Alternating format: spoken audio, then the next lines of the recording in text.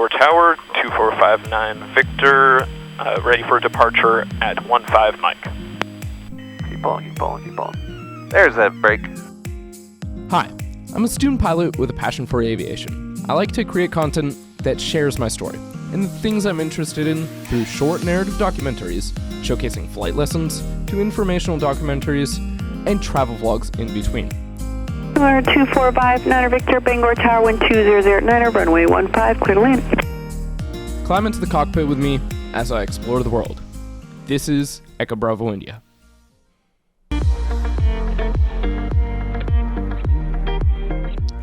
Aviate, navigate, communicate. That is the three-word motto almost every pilot lives by. First and foremost, fly the aircraft. Next comes the navigate part. Fly the plane to the designated waypoint, heading, landmark, you name it. Finally, communicate is arguably one of the trickiest parts, involving learning a new alphabet, number system, and terminology related to the world of aviation. Today I take you on my journey as I work the comms for the first time as a student pilot, how I learned to safely recover a plane from a stall, both in a landing and takeoff configuration, and land at my first small airport. I hope you all enjoy the video as I did making it. I will see you all at the end of the video for the debrief. Now back to the video. Okay, so frequency. So it looks like someone has it all set up for Bangor already. So we have tower here, departure 118.2 is over there, ground is 121.9er, and then we have ATIS on 127.75. Yes, to, yep. Bangor Tower, information Quebec, 1853 Zulu, wind 220 at 8, visibility 10, sky condition 4,000 scattered, ceiling 4,500 broken, 20,000 broken, temperature 22, dew point 13, altimeter 29er, 9er, runway 15 is in use, you can expect a visual approach. Runway 15 and 33, work in progress, partially ungrooved. Runway 15, ILS, Cat 3, approach is not available. Advise on initial contact, you have information Quebec.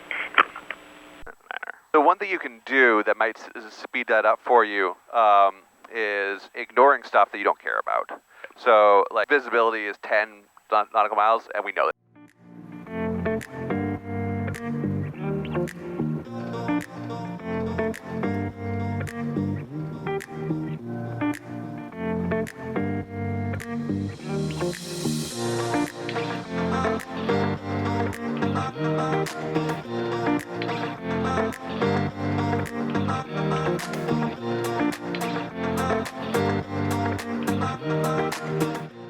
Okay, so what we're going to do here, all we do is just say Bangor Tower. Now we're talking Bangor Tower, Cessna, or just Skyhawk 2459 Victor, ready for departure, 15 at Mike. I encourage you not to use the word takeoff until you're actually cleared for takeoff.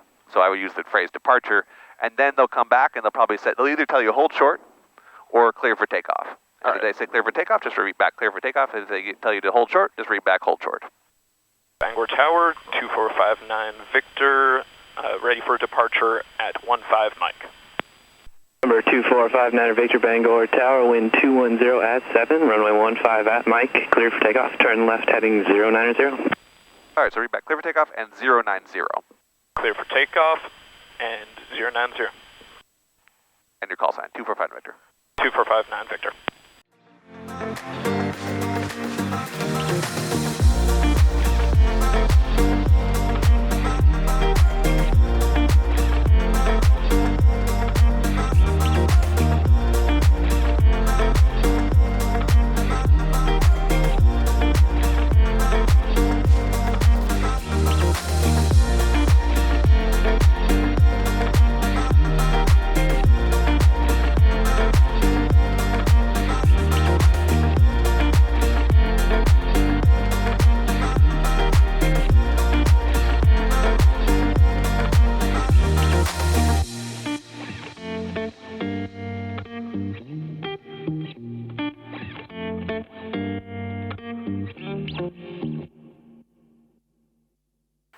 November 59 Victor, contact departure. Switching to departure 59 Victor. So the first thing to remember is aviate first, then navigate, and then communicate. So let's, we don't have any checklist or anything to run, so we're good there. So aviate's good. We do have to navigate though. Let's turn left to 090. Let's get that stabilized on 090, and then we'll call departure. Now we're on departure, and so all you're going to do is say, this is where it, it's who am I, where am I, and what do I want? We don't want anything, so it's just Bangor departure, 2459 Victor, and just let him know what altitude you're at. Bangor departure, November 2459 Victor, climbing through 1700. Skyhawk 2459 Victor, Bangor departure, radar contact, maintain VFR, proceed on course. All right, so just repeat VFR, proceed on course, 2459 Victor. VFR, proceed on course, 2459 Victor. Phrase proceed on course means he's deleted any previous instructions. So we no longer have to fly 090, now we can fly whatever direction we want. Bangor departure, We told them we want to go to Pushaw though, so let's turn left towards Pushaw. And one big thing with communication and air traffic control is you are the final authority for the safety of the flight when you are pilot in command. So by all means, do what they tell you to do. But if you at any point think that their instruction is going to jeopardize the safety of flight, you can ask for clarification or say I'm unable to do that and here's why. 2459 Victor, traffic 1 to 2 o'clock, 6 miles, maneuvering, altitude indicates 1000. Just tell them we're going to, Roger, looking for traffic, 5 Victor. Roger, looking for traffic, 459 Victor. Yep. Do a couple clearing turns, that helps us clear the area, make sure there's nothing around here that we are concerned about. Double check there somehow isn't like an airplane or a flock of seagulls below us or a weather balloon. Yeah. They also help make us more visible. If there was someone who was accidentally like flying in formation with us, if they see a plane suddenly maneuvering, it catches their attention a lot more than a plane that's flying straight and level. Oh yeah, definitely. So, yeah. As you remember from before, slow flight is we want to establish a speed at which any increase in angle of attack or reduction in airspeed causes a stall indication. So the first step is let's reduce some power to slow us up. Is it 1800 RPM? Yeah, 1800 would be fine, 1700, anywhere around there. Okay, so let's put in 10 degrees of flaps and let it stabilize. And there's no carb heat on this plane because it's fuel injected, so we don't have to engage carb heat. All right, there we go. Now we can add 20 degrees of flaps. This is the attitude for slow flight. So from my point of view, the cowling is basically touching those mountains.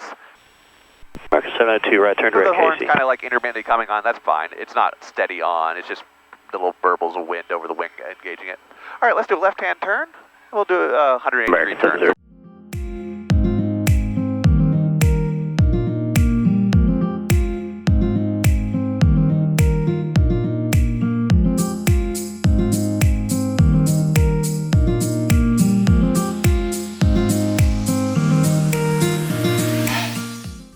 Into a power off stall. I will demo one first, and then we'll have you do one. So my controls? Your controls? So we're kind of already there. What you want to do in a power off stall is establish a landing configuration. Contact port. Simulating you're coming into land, but then you'll maintain altitude and reduce power to idle in a landing configuration, and we'll let the plane stall. Well, the first thing you want to do is acknowledge impending stall cues. A buffet will feel like a little vibration of the wings, or the horn will be very obvious. And those are the two cues you'd acknowledge. And then we'll take it all the way to a full stall. Nose drops on its own. On a power off stall, it's usually very benign, and there's nothing that crazy about it. And then we'll recover from it. Recovery for a power off stall is simply you're going to add power. And departure from American 702. Looks like the base of the clouds is 4,000 MSL, tops of the clouds 5,500 MSL. Let it stabilize and bring them flat. The rest of the flaps up one stage at a time.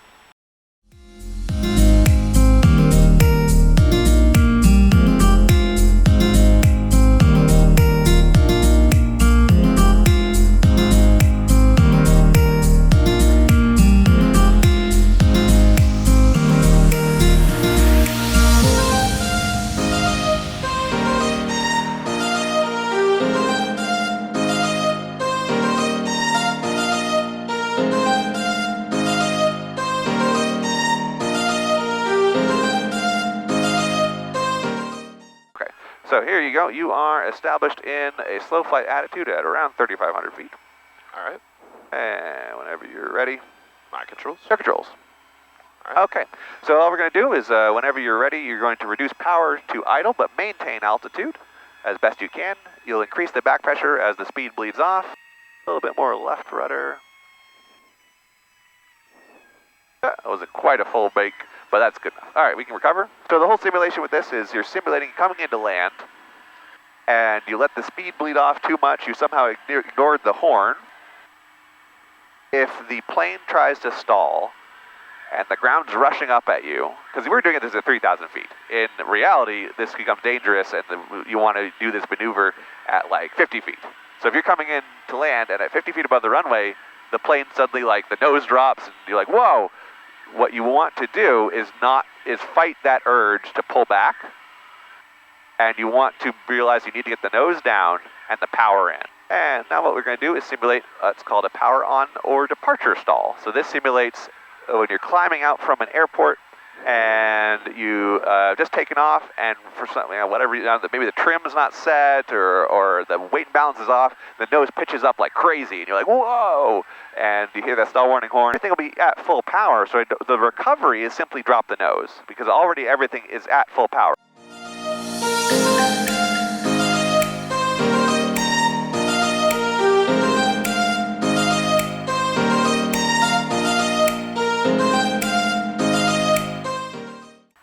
All right, any questions about that? Nope. Okay, so we will go ahead and we will do a power on stall and try not to spin it. So yeah, that was a demo of what not to do, and so you can see what it is, and so it doesn't catch you completely by surprise. Heavy right rudder. Yeah, and you will need a lot of right rudder because it's going to be trying to turn to the left. My controls? Air controls, and whenever you're ready. Yep. Oop, don't need that much right yet. You can start off with no rudder.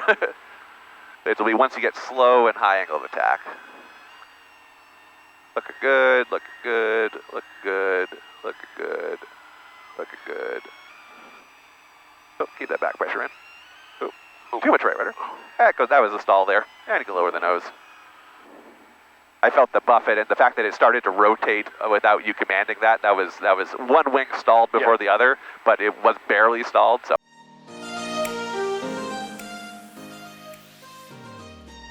So the audio cut out after the stall practice due to a technical issue for a little bit as the cable to the GoPro came loose. Sorry for the inconvenience as the audio is lost. I sped up the footage and I'll explain what we did. My instructor got us a clearance for some IFR maneuvers. If you don't already know, IFR stands for Instrument Flying Rules, which regulate flying within meteorological conditions such as low cloud ceilings or dense fog, or airspace limitations such as Class Alpha airspace above flight level 180 or 18,000 feet. Essentially anywhere or time it is unfit for a pilot to fly visually.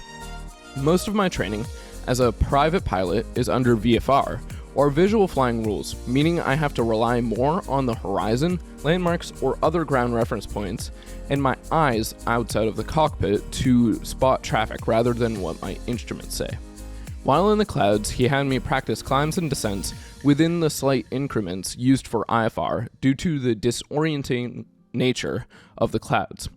The IFR training is for emergencies, in case my only option was to fly through clouds to get to an airport or the ground safely.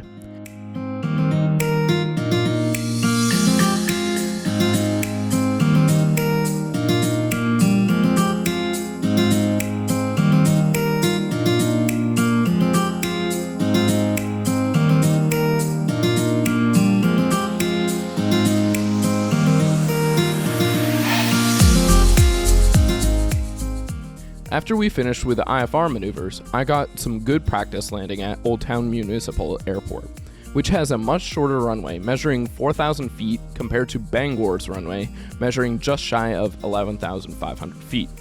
Once the landing practice was completed, we flew back to KBGR, and I continued to work the comms while still flying.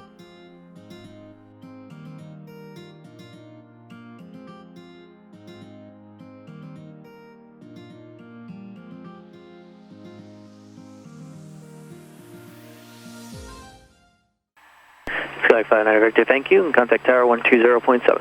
59 Victor, contact tower 120.7.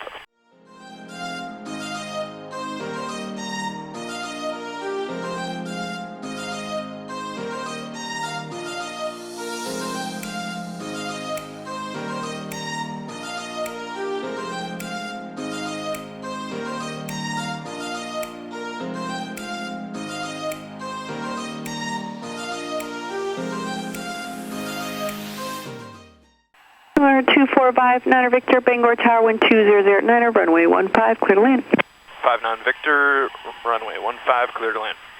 That's it. There you go.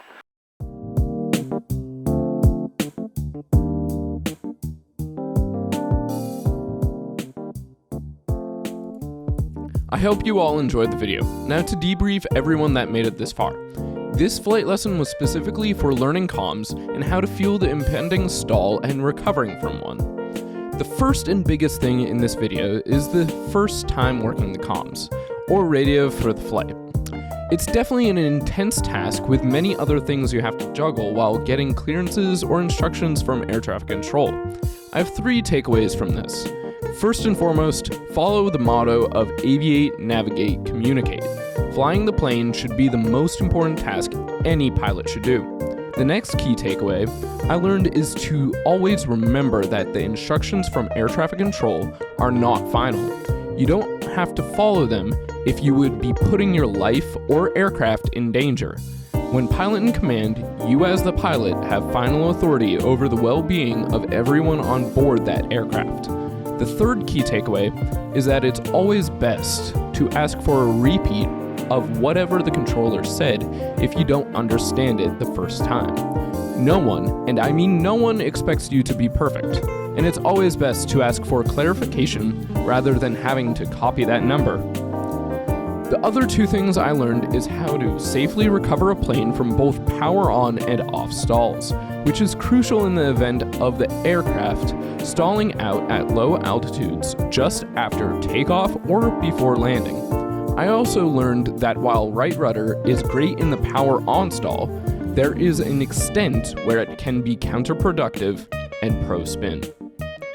Anyways guys, that is going to be the end of the video. I hope you enjoyed. Make sure to leave a like and subscribe if you made it this far, and I'll see you guys next time. Dream big, fly high.